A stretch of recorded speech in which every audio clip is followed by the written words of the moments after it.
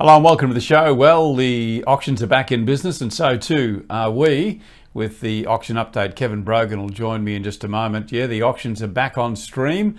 Sydney and Melbourne numbers double, but are buyers going to turn up to bid? Well, we'll talk to Kevin Brogan about that in just a moment. Back in a minute.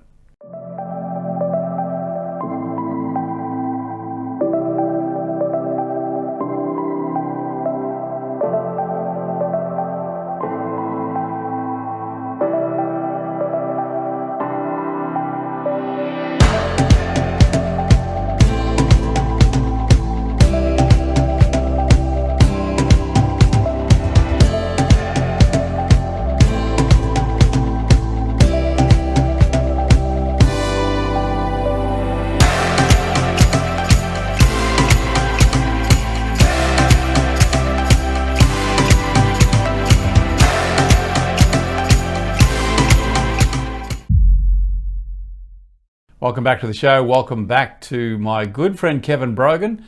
Happy New Year, Kevin. First time we've spoken in 2020. Absolutely. Happy New Year, Kevin. And did you have a nice break? Oh, I had a fabulous break. I'd like to think it was well earned, but it was certainly a decent break over the holiday season. Of course it was well earned, my friend. Well, mate, last week, we'll bring up the final results, the first graphic, the final results from last week. We saw, 625 auctions across the cap cities? Yeah, we did. And that was the first sort of significant number of auctions for 2020. I mean, traditionally, there's very little auction activity up to and including the Australia Day weekend. And this year's followed that pattern.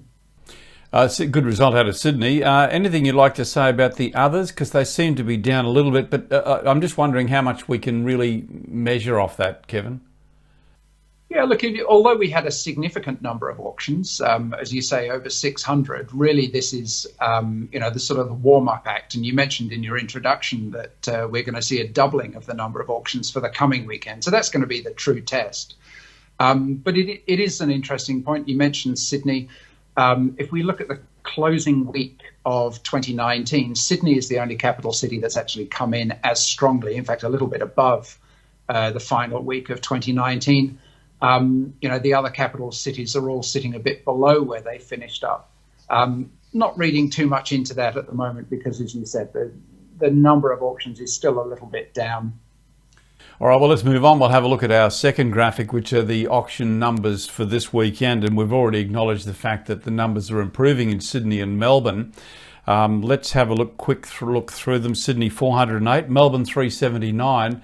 How does that compare to this time last year, Kevin? Oh, look, I think that's fairly similar to where we were last year. I think it's a little bit up, which would reflect the fact that the market really did finish 2019 in a stronger position than it finished 2018. We saw some significant capital growth. So, look, all of the indicators of the market at the end of 2019 are pointing to encouragement to participate in the market in the first quarter of 2019. Yeah, when you look at the other cities like Perth and Adelaide and Canberra, they're fairly good numbers compared to Sydney and Melbourne. While I think some of those caps are down this time last year, on the figures from this time last year, it's still a pretty healthy sort of a start. Something you think we'll be able to measure how the market's looking when you and I get back together on Monday?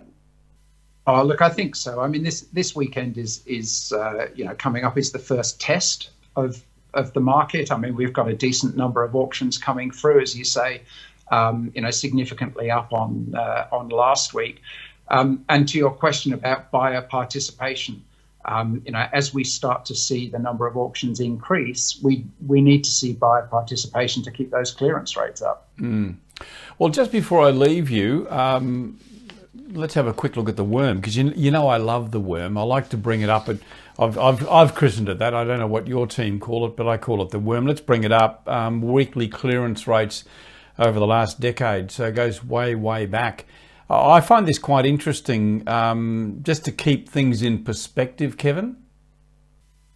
Yeah, look, absolutely. I mean, what we did see, looking at the most recent part of the worm, is we've probably seen the strongest growth in clearance rates that we've seen for some significant time. We've seen clearance rates as high, but what we saw at the end of 2019 is a very significant and quite sudden growth in clearance rates.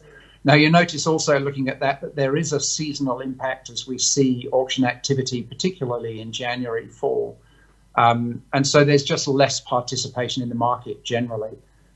That can manifest in lower clearance rates, but it can also be taken to be a reduction in the significance of those results in January, which is really why we start reporting from February onwards. If we look at the last 12 months, if the worm tells us anything in that period from February 2019 to February 2020, we see that was a fairly encouraging increase in the success rate. You have to go back almost a decade to see anything like that over a sustained period of time.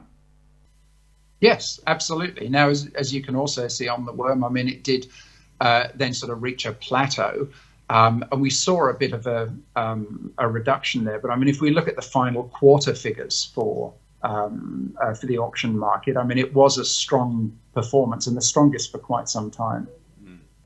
Very good. Well, Kevin Brogan will rejoin me again on Monday. We'll have a look at our auction update from the weekend. We'll bring you the results from all around Australia. We'll also look inside the top sales in Brisbane, Sydney, Melbourne, Adelaide and Perth. Kevin Brogan, have a wonderful weekend.